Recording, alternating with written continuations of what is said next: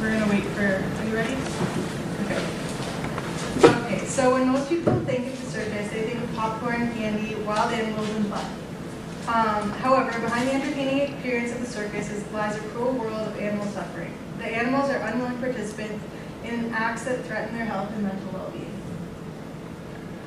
So this issue has been raised by a number of animal welfare organizations, including our CSL CSL partner, Friends of Captive Animals. FOCA is a local group of animal advocates concerned about the suffering that captivity causes animals. It's run by enthusiastic and compassionate women whom we've had the pleasure of collaborating with this semester. With their help, we've learned a lot about the harmful effects associated with animals in entertainment. One of their main issues of concern is the extreme hardships experienced by animals used in circuses. They believe that circus life is a great misery for animals, domestic or wild, and no animal should be forced to endure a circus life. So, why are we concerned about animal welfare? We want to see an end of animals in entertainment because the treatment of wild animals used in circuses is unethical and unnatural. It is unethical to force any animal to perform in a show purely for human entertainment. The use of animals in circuses sends an inaccurate message to the general public and particularly children by projecting the image that it is okay to manipulate animals for entertainment. Animal welfare cannot be guaranteed in a circus. The transport, temporary accommodation, confined quarters, training regimens, and forced performances deprive the animals of a natural experience. Additionally, some species, especially wild animals, are physically disadvantaged because they're kept in an unnatural climate and unnatural social groupings. So for travel, obviously circuses can't transport or house animals adequately. Some of the larger circuses travel 48 weeks out of the year, and they cover thousands of miles. And while animals are en route, they're generally kept in cages with hardly enough room to turn around. And they're kept in these cages for more than 24-hour stretches, and that happens quite often. So these circuses are usually created to maximize attendees, obviously, and they're not generally concerned to ease the suffering of the animals. Circuses also force animals to perform acts that have nothing to do with how they behave in the wild. These unnatural acts range from tigers jumping through flaming hoops to bears riding bicycles. Training animals to perform these unnatural acts requires whips, tight collars, muzzles, electric prods, and other dangerous tools. Elephants are generally forced to perform tricks with the threat of a bullhook, and this weapon is embedded into the most sensitive areas of an elephant, such as around the feet, behind the ears, under the chin, or inside the mouth. Animal performances promote a misrepresentation of animal behavior to children, and these children are essentially seeing broken-spirited animals reacting to stressful and unnatural environments.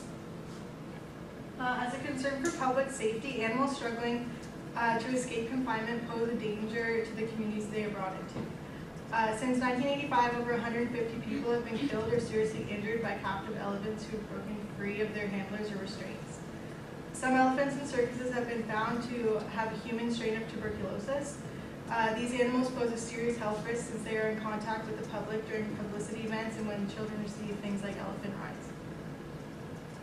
So we're just going to show a short movie clip, and it's from Animal Defenders International. Ooh.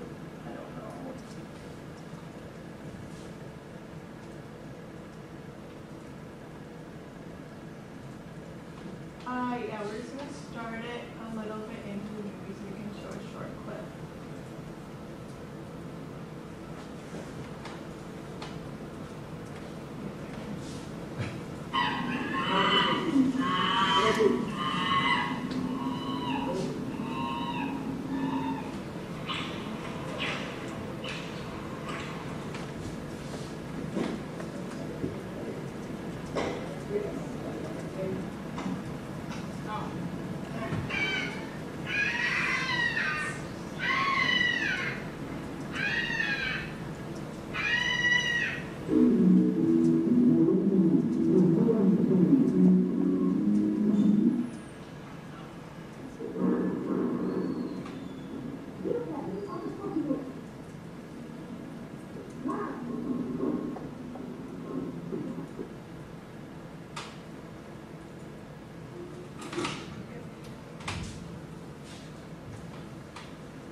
showing the use of a bull hook, which they use a lot in circuses.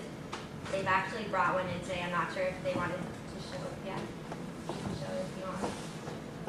And a lot of people don't realize, like, you would just assume you're just hitting the elephants with a stick, but it's actually really heavy and pointy, so If anyone wants to see it up close, I'll just put it here. I'm going to pass it around. Oh, wow.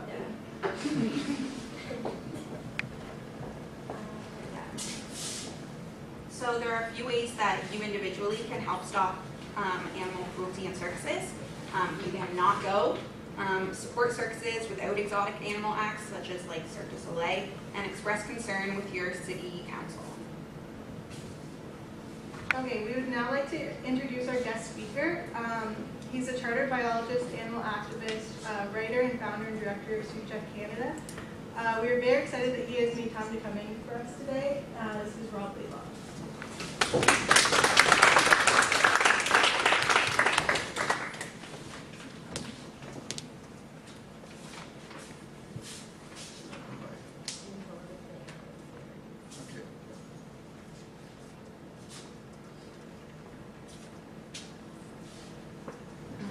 This one's the back button.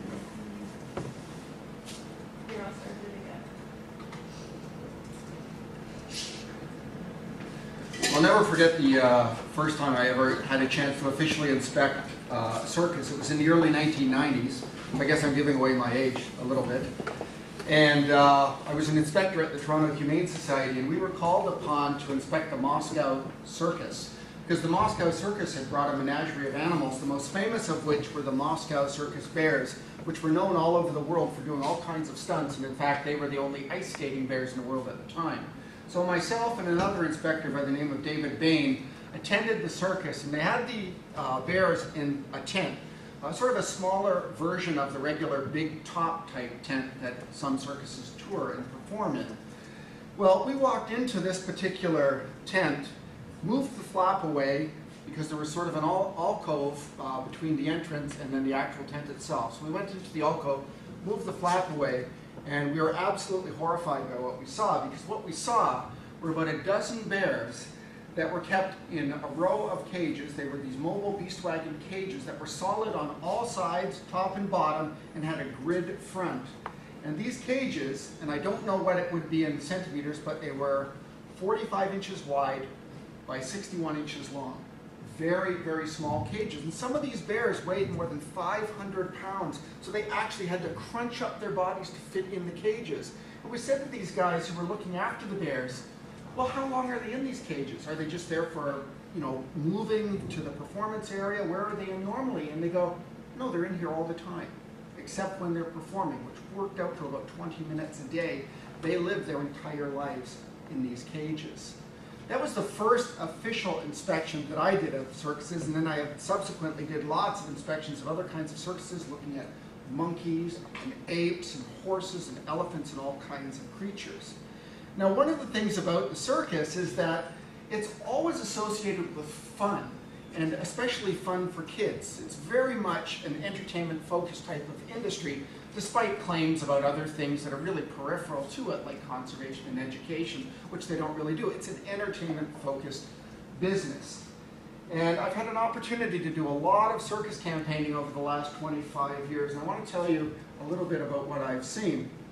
But first I want to tell you a story about one animal, which is the most famous circus animal ever in the history of circuses, and it actually is famous locally, and that's Jumbo the elephant.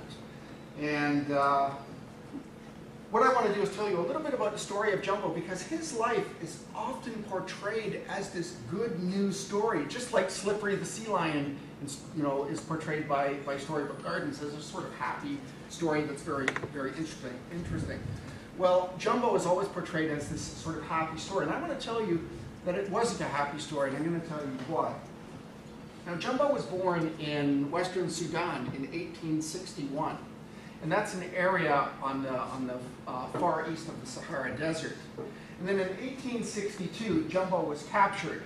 And the people who captured him were these guys. They were called the Agagirs. And they were local people that were contracted out by people who wanted animals for circuses and menageries and zoos in Europe. So they would go to Africa, and the guy who actually contracted the agagirs, his name was Lorenzo Casanova. He was a famous animal dealer. Well, he contracted these guys to go out and get a whole menagerie of animals, elephants and rhinos, pheasants and zebras and ostriches and all kinds of creatures, a whole artload of creatures. So these guys would go out and they would capture all these animals for Mr. Casanova, who would then ship them back to Europe. And the way that they did this is they would find an elephant family.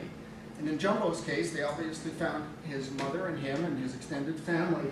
And what they would do is they would taunt the family until eventually they would separate mother and calf. Once they had done that, there would be 4 of them on a camelback or horseback. 2 of them at the front would taunt Jumbo's mother to get Jumbo's mom to chase after them because she's got a very intense maternal bond, wants to protect the young. When she left the calf, they would come in with swords and slash the tendons in the back of her legs so she couldn't walk, she would fall down, then they'd kill her with spears, and then they would have the calf. They did this for a couple of elephant families, and they got another calf as well. And what they had to do was they had to collect all the animals in Kassala. So they were collecting them in this area, and they would bring them all together in Kassala, and they had to march across the desert to get to the Red Sea up here to Suakin. And normally, if you did this today by road, it wouldn't take very long, or if you did it by horseback in the 1800s, it would take you about 6 or 7 days. Well, with a bunch of animals tied together, including sickly little babies and animals on the, that are in cages on the back of camels and all that, it took 6 weeks, and a lot of them died on the way. In fact, the other calf that was captured with Jumbo died on the way, and that was just a cost of doing business for the animal collection business, just like it is today. A lot of animals that are collected from the wild today for the pet trade and other industries, there's a certain mortality that's built into the trade, and they just accept that as the cost of doing business. So they marched across the desert, this motley crew of animals, and they loaded them onto a cargo ship in Suakin. And this was in the hold of a cargo ship, and this is the Middle East. It's very hot. It went up to 50 degrees in the cargo ship. A lot of animals died. They had to go up actually to Egypt here, and they offloaded the animals and moved them by train to the Mediterranean coast. I think it was Alexandria, and then they took them by boat across to Italy, and then they dispersed the animals from there. And Jumbo ended up with an outfit called the Grand Menagerie, which was basically like a circus. They toured animals around. And he was actually the first African elephant that ever survived the trip to Europe. There had been Asian elephants prior to him coming to Europe, but never an African elephant, so he's a little bit special. Well, he toured around with the Grand Menagerie for a little while, and they didn't want him anymore, so they sold him to the Paris Zoo, because the Paris Zoo thought it would be kind of nifty, a bit of an attraction to have the first African elephant, even though Jumbo was only about this big. Very sickly little guy that wasn't doing well.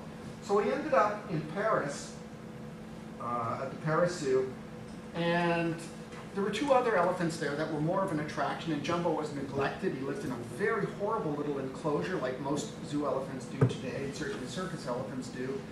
And eventually they thought they didn't want him. One of the reasons being is that they had packed their zoo so full of animals that they had no space left to do anything. And they wanted to offload some animals to other facilities, and Jumbo was one of them that they offloaded. And he was sent in 1865 to the London Zoo because they wanted an African elephant, again, as an attraction. And Jumbo's keeper, his name was Matthew Scott, actually was the one that then lived and trained with Jumbo as Jumbo became bigger and became famous. And the way that Jumbo became famous is that he would be taken out around the zoo as he was growing, and people could pay some money and feed him buns. They had kids ride on his back. They did all kinds of promotions where they brought in another elephant and they said, Jumbo was getting married and this is Jumbo's wife. They did all these kinds of things that were very anthropomorphic in nature, that really weren't relevant to elephants, but that promoted Jumbo. And he became probably the most famous animal in all of the UK. And part of that, like I said, was giving rights. Now this isn't Jumbo because an African elephant has the big ears and this is an Asian elephant, but they put a howdah on his back and Jumbo gave rides. Well, eventually Jumbo became sexually mature, and if you know anything about elephants, you know that they go through this hormonal change called must. they become very, very dangerous, especially when you've got them confined in a bad environment. And Jumbo started to hit his keepers, smashed the enclosure. They built a new elephant house. He smashed up the walls, the doors, and everything. Eventually, the zoo said, this is a serious situation. We've got a real liability. Jumbo is no longer an asset. We've got to get rid of him before he kills somebody. And there were people all over England that didn't want him to go anywhere. But there were a few people that did, especially people that were managing the zoo, because they recognized him as a liability. Well, circus owner P.T. Barnum, one of the originators of the Ringling Brothers and Barnum and Bailey Circus, heard about Jumbo being available, and by then he was a big elephant. Not the biggest in the world, but certainly a big elephant. And he said, wow, this is going to be a great moneymaker for me. And what he did is he created controversy. He actually had people in England create a campaign to keep Jumbo in England because he wanted to create controversy in the media because that could be translated into the United States and help create more publicity about Jumbo. Now there were also people that were concerned independent of Barnum. There was people associated with the zoo that initiated a lawsuit to try to keep Jumbo in London, but they weren't successful. Anyways, in 1882, Jumbo was put on a boat and sent over and arrived in New York City, and there were thousands of people that were waiting when the ship came in with Jumbo. And that was sort of the beginning of P.T. Barnum creating this whole massive media campaign around this one animal, the likes of which was never seen before. And what Barnum did is he did all kinds of things that you wouldn't really see any type of serious zoo. I don't think circuses would do it today, but he would create posters that put Jumbo, the proportions of Jumbo were totally out of skew with reality. So he would try to create this bigger than life image of Jumbo because he wanted everybody to pay money to come and see Jumbo. And you can see here the proportions for Jumbo. Like Jumbo in this picture is probably bigger than a blue whale.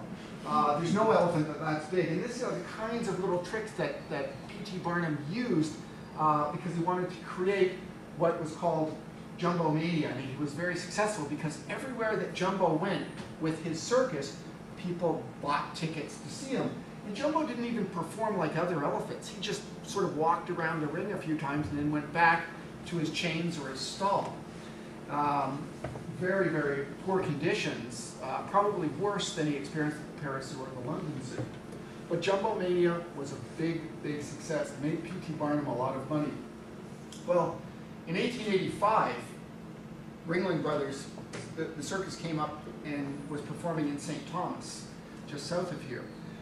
And it was September 15th. They'd done the performance. Jumbo had walked around the ring, and they were walking Jumbo back to the rail cars where he lived when he wasn't performing. And they didn't know it, but there was an unscheduled freight train coming along the tracks, and they had been walking Jumbo and another elephant named Tom Thumb along the tracks. Well, Jumbo didn't want to get off the tracks. The circus people tried to get him off. They didn't have much time because they didn't know. They had like 5 minutes or 10 minutes, and when you are faced with an elephant that doesn't want to move, it's very hard to get him to move. So Jumbo didn't want to get off the tracks. Apparently, it was difficult to get up onto the rail car, and he had to be coaxed, and on the other side was an embankment that he didn't want to go down. Well, he stood there and stood there. Eventually the freight train came. It hit him. Now, some people say it hit him head on. Some people say it hit him on the side. What we do know is that he was pushed down the tracks, and he died very shortly thereafter. The other elephant, Tom Thumb, the little guy, he was actually knocked off the tracks down the embankment. He was injured, but didn't have life-threatening injuries. And this is a train, not the train that hit Jumbo, but one from that period of time, so it's probably that kind of a freight train that hit him. Now, there are all kinds of newspaper pictures, and this is one, I believe, from the St. Thomas paper of Jumbo the next day when it got light, lying on that embankment that he didn't want to go down. And there's another one with everybody collected all around him. Now, one would think that the exploitation of Jumbo would have been over at that point. He's dead, he's gone, that's it. But that's not the case at all. Because what happened was P.T. Barnum said, how can we make money off of Jumbo? So what he did is he had Jumbo stuffed. And he put him on a cart, and they would tow him, with other elephants towing him, around the circus ring, all the elephants dressed in black, everybody dressed in black, playing funeral music. And he toured the funeral procession around the circus. He also had Jumbo's skeleton reconstructed, and they toured that as well. So even in his death, people, and particularly P.T. Barnum, were making money off of him. And this is him on the cart there. Very old picture. Now eventually Jumbo's, the remnants of Jumbo were donated to Tufts University. And there was a fire in, I believe it was the 1980s, and all that's left of Jumbo is a couple of tufts of skin. Now to me, Jumbo's entire life, from the time he was captured in Sudan to the time he died, it was tragic. There was nothing good about it. He had a terrible ordeal and trauma from watching his parents being killed, his family being killed, from the travel, from touring with the Grand Menagerie, living in horrible zoo environments, and then a horrible existence in the circus, and his untimely death being hit by a train. There's nothing at all good about the life of Jumbo.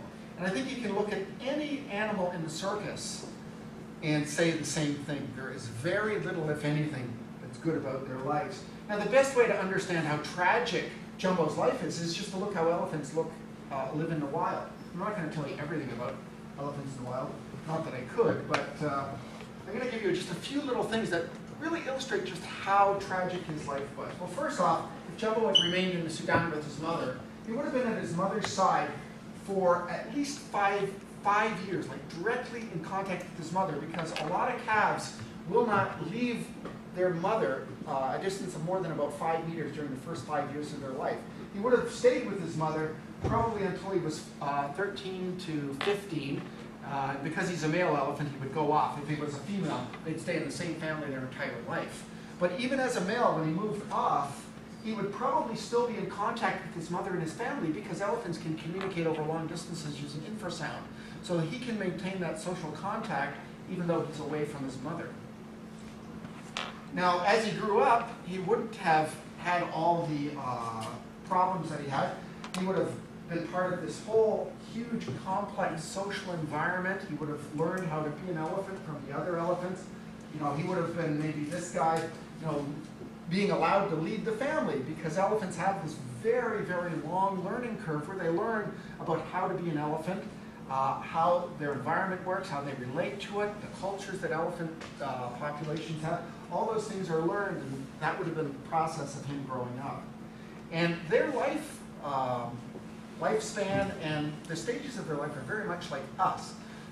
Elephants can live anywhere from about 60 to, it's believed, 95 years. The oldest documented elephant was 86. So they have a lifespan and a life cycle very similar to us in terms of learning and maturity and all that. Jumbo never had that chance. You can see here, rather than standing on a concrete surface in the zoo or being chained or penned in the circus, you know, if this was Jumbo, he's walking along a very complex environment with all the environmental variables. You've got sunshine, currents, other animals. You have wind and other weather. You've got different ages. You've got different textures and smells. Like, all of the variables that Jumbo would have experienced in the wild are pretty much gone in any kind of a captive setting. So the impoverishment of his life once he was captured was profound. Now, of course, Jumbo had all kinds of adaptations that would allow him to live in his natural environment, but not in the circus or the zoo.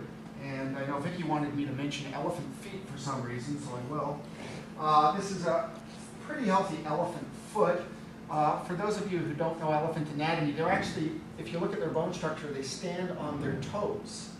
And they have what's called a digital pad that cushions their foot and their legs when they walk. So the bones will be coming down here, and the digital pads at the back, and then of course they have the nails at the front. The nails should be healthy, intact. Shouldn't be pustules around there. There shouldn't be rot of the feet. You can see here, I think I got it later on. Anyways, the feet are made for walking, and elephants have to walk. In fact, elephants walk so much they could qualify as one of the most active animals in the world. A lot of people see them in the circus, they're standing around, or they see them in the zoo, they're obese, they're standing around. They don't realize that elephants are active up to 20 hours a day. they're remarkably active animals. They've got all these other adaptations. It's almost 4 o'clock, but it's 5 to 4. Okay, and how much time have I spoken? 15 Okay, minutes. okay. So they've got all these amazing adaptations, even the teeth. If you look at the teeth of elephants, they're structured so that they can live in a particular kind of environment. And they actually have a lot of teeth problems when they're in captivity because they don't have the proper foods that allow their teeth to wear properly. Actually, Lucy, the elephant in Edmonton, this campaign we're working on, she had a molar that or a tooth that had shifted sideways because of the diet that she was eating. So elephants can have the foot problems, they can have all kinds of problems because they're adapted to live in particular kinds of environments and do particular things that they can't do in these other environments. They are equipped to deal with the challenges of living in nature. They are not equipped to deal with the challenges of captivity, the standing around, encountering barriers, eating different kinds of food, not having things to do. Now, one of the interesting things about elephants is they are phenomenally smart. They will remember people. There have been instances where they've remembered an abusive trainer, waited 15 years, bang, they get a chance, they kill that trainer. But they don't kill other people. They've got very, very good memories. They may know up to 250 other elephants in their lifetime, so they have this very much extended social network. And one of the really interesting things is that most scientists now believe that, just like us, they understand death. And this is actually a photo where these elephants have gone out of their way to visit the bones of dead relatives, and they will stand around the bones for hours, and even the young will come up and they'll sniff them and manipulate them, and then they'll leave. These are profoundly intelligent, highly social animals, and if you were to pick an animal that probably would be the worst animal for a zoo or a circus, they would probably qualify. Maybe they'd be beat out by whales or dolphins, but probably nobody else would beat them in terms of being the worst animals for captivity. Now, when I started writing kids' books, I had to sort of articulate concepts of what animals need. And, there's whole huge conferences about what animals need. And I thought, well, you can't talk technically to kids. You have to come up with easy things for them to understand. And I came up with 4 things that I think all animals need. And that's in addition, of course, to what every kid will say when you ask them that question, what animals need. They'll say, oh, food, water, shelter. So, yeah, of course. But they also need other things. First one, I think every animal needs, from clam to blue whale, is space. And if you look at animals, they inhabit huge spaces, even sit-and-wait predators like rattlesnakes. If you look at the amount of space they actually use, and you could call it a home range, it may not necessarily qualify as a home range technically, but if you look at the spaces that animals use in the wild, they're big. They're usually hundreds, thousands, or millions of times bigger than the spaces that they're allocated in captivity. Just to give you one example, the minimum home range for a polar bear in the wild for Beaufort sea bears is about 2,300 square kilometers. The biggest known home range for a polar bear for a pack-ice polar bear is 599,000 square kilometers, so bigger than the province of Manitoba. Well, the biggest cage for a polar bear in the world is 4.5 million times smaller than the smallest known home range for a polar bear in the wild. Animals in captivity, not just in zoos and circuses, but animals that are pets, animals that are in laboratories, animals that are in farms, do not get anywhere near the space that they should. We need to do a much better job with space. To me, so many of the other problems that animals face come from lack of space. A lot of the social issues, a lot of the health issues, a lot of the psychological issues, they stem from lack of space. So for me, I think space is one of the core considerations, and for circus animals it certainly is. The second thing is freedom of choice. We get up in the morning, we decide, I'm going to put on this shirt, I'm going to drive here, I'm going to do that. We make all kinds of choices, and that's how we have quality in our lives. In prison, they take away the ability to make choice. It's a punishment. So it seems very clear to me that when you take away choices for animals, it's almost a de facto punishment. I illustrate freedom of choice with this slide because this is a wild wolf up in the Yukon. This wolf can run along the riverbank. This was taken from a canoe. This wolf can go over here, go over there. This wolf can turn around. If this wolf has a den, 10 kilometers away, that wolf can go there. If this wolf wants to hunt pikas or whatever, it can go do that. It has freedom of choice. This is something that's eliminated or severely restricted in captive environments. But making choice is critically important because it's the only way that animals can make a meaningful contribution to the quality of their own lives, by making choices, having control. So freedom of choice is the second one. Social context, particularly important for circus animals. Very important. A lot of animals, like circus elephants, aren't in the proper social context. They're with elephants they don't know. They may be picketed in a line on chains for years and years and never get to know the elephant at the other end of the chains. They may only know the elephants next to them. Entirely unnatural. Social environment is very important. These are just snow monkeys. It's an interesting story that I tell in Japan when you go to the Mount Fuji and they have these outdoor hot springs. Well, you sit in the hot springs and all the monkeys come down and they get in on the other side. So you could be sitting over here in the, the hot springs up to your neck, just enjoying the heat. And all the monkeys come down and jump in the other side of the hot tub and you're looking at all these monkeys. The last thing, so we've got space, freedom of choice, we've got social context, and the last thing is activity, things to do. Every single creature, doesn't matter what it is, does something. It's evolved to do things, to walk, to run, to forage, to explore. There's all kinds of things, and it's particularly evident in elephants. So animals need things to do. For elephants, they should have pasture to graze. They should have trees to pull down. They should have the ability for free association with other elephants and all that. So those are the four things that I think all animals need, and I don't think circus animals have. Now I'm going to show you some examples of circus conditions.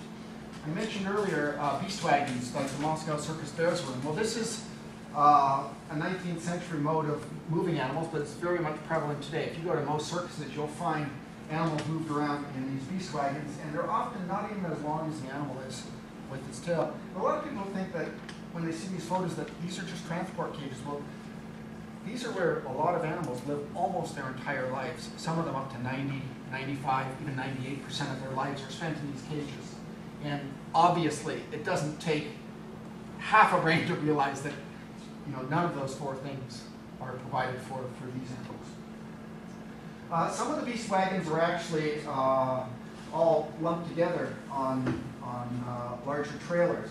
So this is a truck. This is very common in UK circuses where you have a number of cages, small cages. The animals live in them. They may have sliding doors between some of the compartments, and then they have a chute that takes them to the performing arena. But very, very small conditions. And of course, the animals don't have anything to do. They basically are warehoused for their entire lives. They sit there and they have nothing to do except look out at these environments that are far more complex and interesting, but that they can't access. And to me, it seems like an insidious form of torture. If I were sitting in a cage, just like if I were in a prison and I had a window and I could see all these things going on all the time and I'd want to go out, but I never could. To me, it's an insidious form of torture for many animals. This was a Chinese circus. You can see that some of them don't even have a comfortable place to lie. And you can imagine how horrendous it would be to spend your life in that kind of a situation. These are bears that were touring around Ontario, and we had gone down, myself and Mike McIntosh from Bear With Us, and somebody else to look at these bears.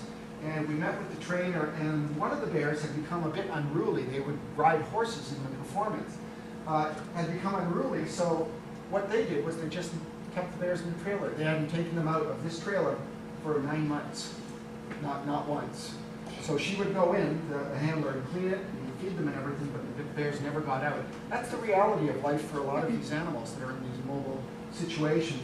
One of the more famous cases was the Suarez Brothers Circus that did the Polar Bear Act. With 7 polar bears, we tracked the paper trail through Germany and then back to Central America and found out that 3 of them had come from Canada. Well, these bears had spent nearly 20 years living in these sweltering hot conditions in these tiny, tiny cages. And we had people that were biologists that had worked with bears that watched how they were managing these animals. And they would spray them with water and they would convulse because of the effect of the water on them in the extreme heat. Just a horrible circumstance. These guys were actually rescued, so that was a good news story. But this shows you the constraints that these animals live in. Now, the bigger animals like elephants, there's 2 typical ways of keeping them. The chaining, either like this with one back leg and a diagonal rear front leg. And they typically have a space of about 150 square feet, so that's less than about 1 parking lot space, because an average parking lot space is about 200 square feet. So a very small area. And you can imagine for an animal that's active 20 hours a day, how frustrating that would be. The other way is that in order to try to deal with some of the criticism over the last few years, they've constructed electric fence compounds, but they're hardly any better. They offer a little bit mobility for the animals, but they're still standing around on these hard surfaces. They've still got nothing to do. It's still an enormously impoverished life for these animals.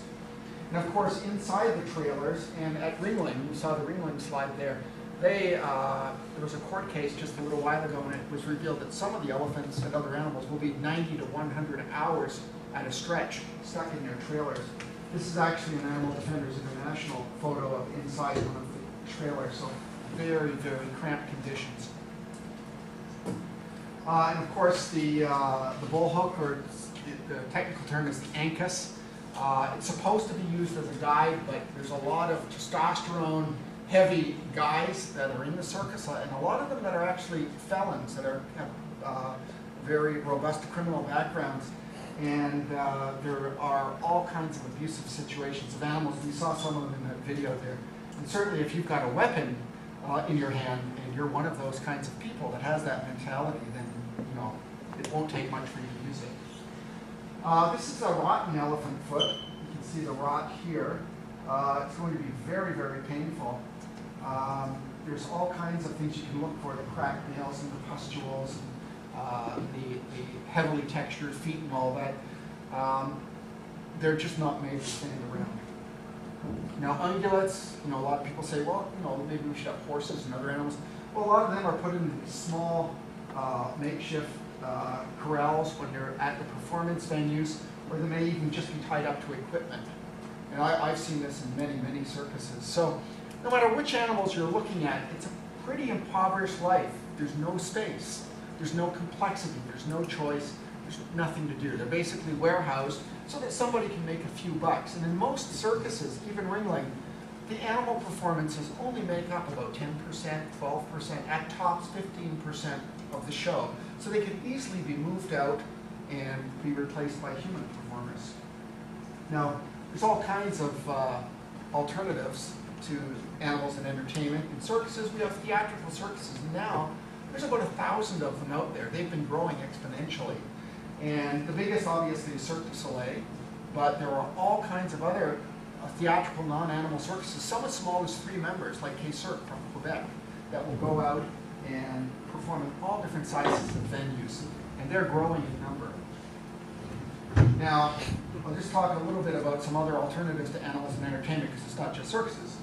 Well, I always say to kids, everybody knows, if they're under 10, they know this. It's the G-force, guinea pigs. And I say the computer-generated imagery is a tremendous way of having an animal presence without having the live animal. I always say to kids, how can you tell this is not a real guinea pig? And they go, his color, is this, is that. And I say, nope, there's one surefire way. Guinea pigs do not use cell phones. But the computer-generated graphics are amazing. I have a friend who studied gorillas in Africa for years. He watched the 2005 remake of King Kong, and he watched how the motion of the gorilla and all that. He said, it's a real gorilla. He goes, this is exactly what they look like, how they move, and everything. What you can accomplish today with CGI is so incredible that it really negates using animals in many types of entertainment situations. Robotics, too, are quite advanced. I went to see Walking with Dinosaurs. I thought it would be pretty hokey, but except for these little slides on the bottom of the dinosaurs, they were actually pretty darn amazing. I was very pleasantly surprised. And of course, you can always have goofy cartoon animals. Now, I don't want to be totally depressing about the lives of circus animals, because there are a few good stories. This is one. This is a modern-day jumbo who's in a New Zealand circus for almost 30 years. And there's a group called SAFE, Saving Animals from Exploitation. It's a New Zealand group based in Auckland that launched a campaign, and over 4 years, they basically went after the circus and eventually secured Jumbo's release. This is a close-up of Jumbo just before gaining release from the circus. Is now in a safari park environment in New Zealand, and they're trying to raise funds to send them to the elephant sanctuary in Tennessee. But a fairly happy ending for this particular animal in the circus. And then there's just one other I'll tell you about. This is actually a local story. This is a bear named Oso who was caught in the wild, was in a circus out west, went to a small zoo in northern Ontario. That zoo went out of business. He came down south. He was basically shunted amongst a number of facilities, very bad facilities. He had his teeth and claws removed so he'd be more docile for the circus handlers. Eventually, he was just left in this cage for 3 weeks to a month. He was eating scraps and drinking rainwater.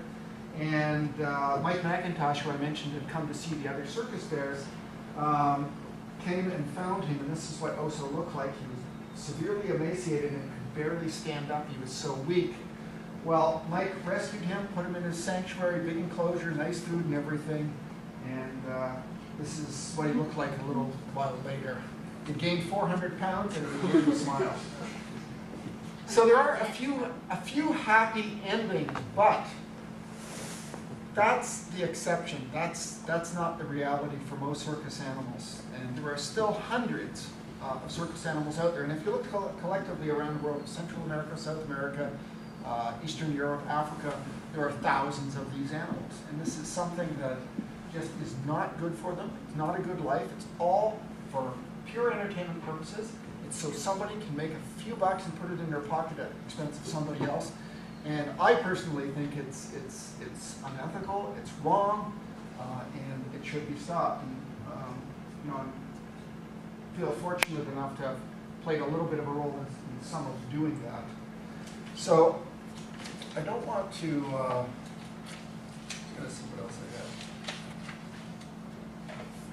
So I had a couple more stories, but I'm not, for the sake of time and discussion, I'm not going to tell them.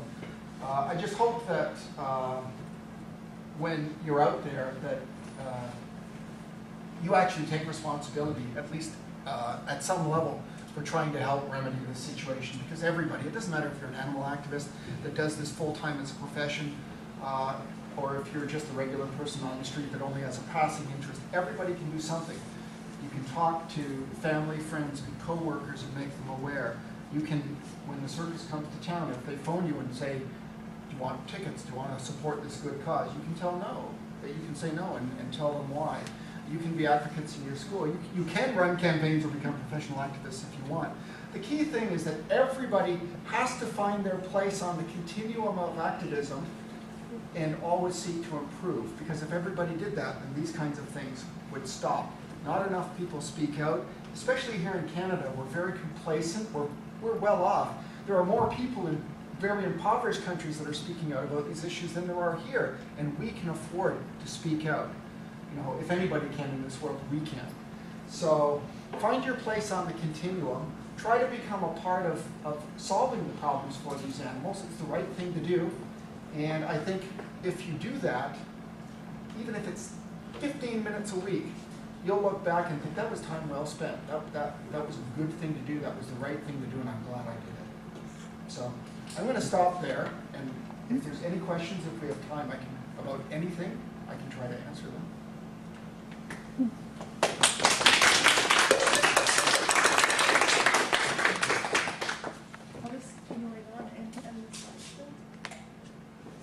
Sure. Little kids always have the most questions. And here's the funny thing. They'll say, how big's an elephant? How many circuses have you been to? Do you like juice? There's always... Yeah, I love juice. But they always have 100 questions.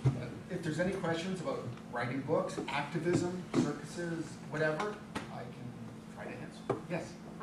Given that our class is on social movements and interest groups, what do you think is the best way for the animal welfare movement to try and make a change? Like, is it protesting or going to the government?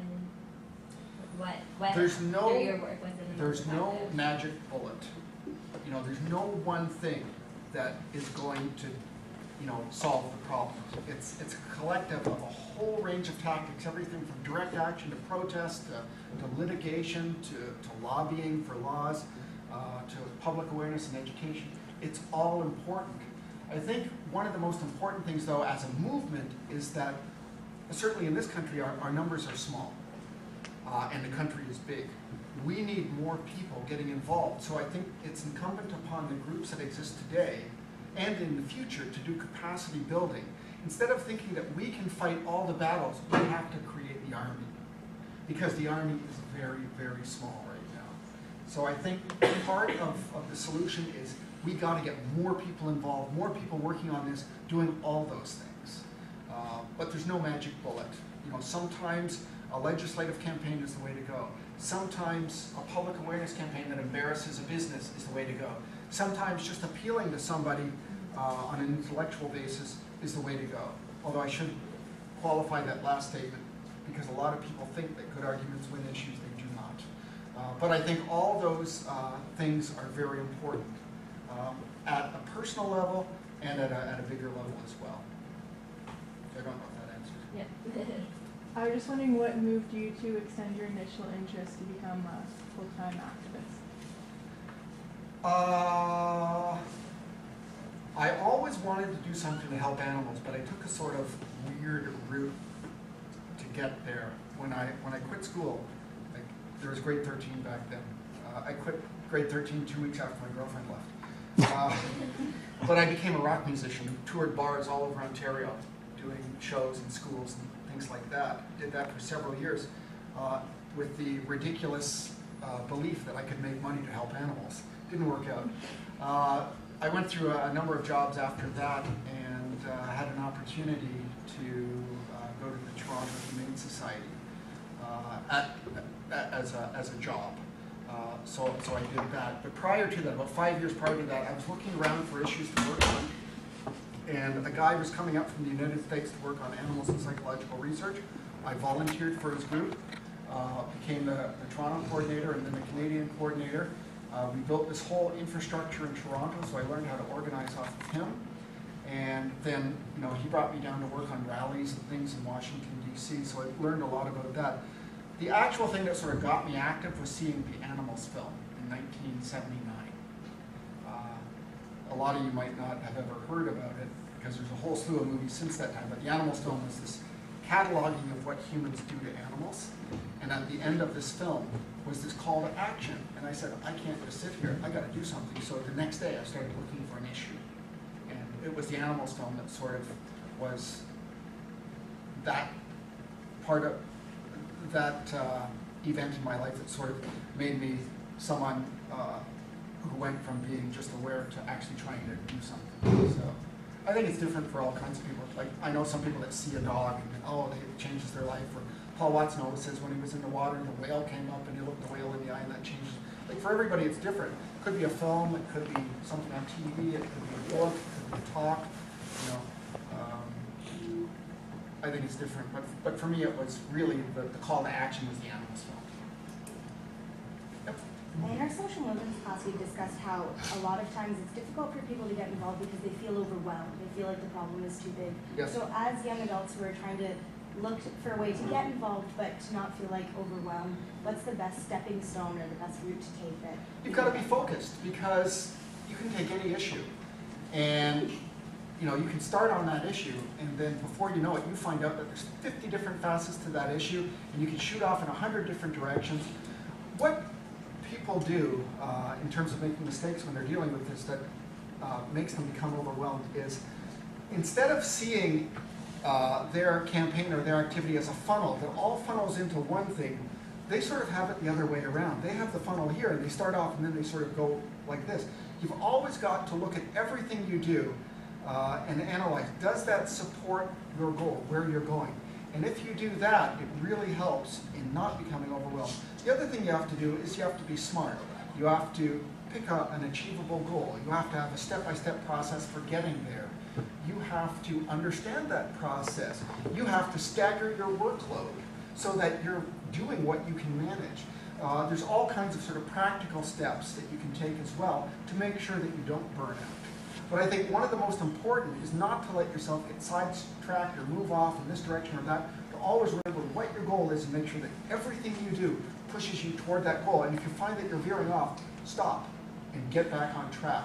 That's one of the best things for making sure that you don't become burned out. Yep. Yeah, how big is a circus business in Canada, and how often does the circus actually come to London? Because I haven't been to a circus in about like 15 years.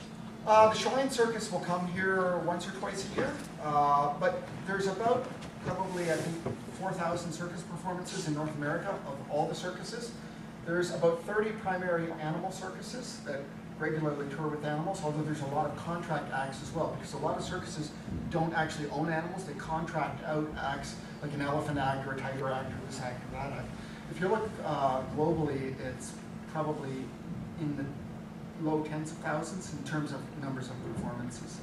So it's not a huge industry like, you know, food animal industry, or it doesn't compare in numbers to zoos, but it's significant, certainly from a welfare perspective. I know that you're heavily involved with the circus.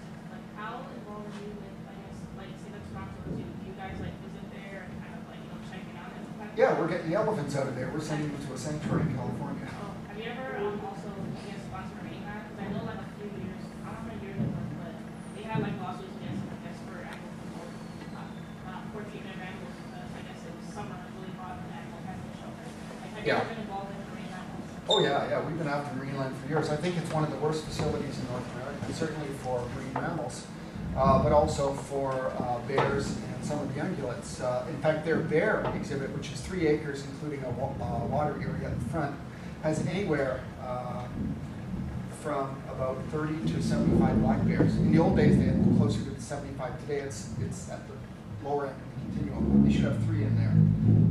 It's a horrible, horrible facility. A lot of people don't know that they're extracting animals from the wild. So they're walruses, they're belugas, they're dolphins. They're hiring contractors out of Moscow who will go out and collect these animals, and then they bring them in. And the reason they're allowed to get away with what they're getting away with is because we don't have any laws in this province. We have an OSPCA Act, that's the Ontario Society for Prevention of Cruelty to Animals Act, that only deals with certain types of animal cruelty in certain situations and only retroactively.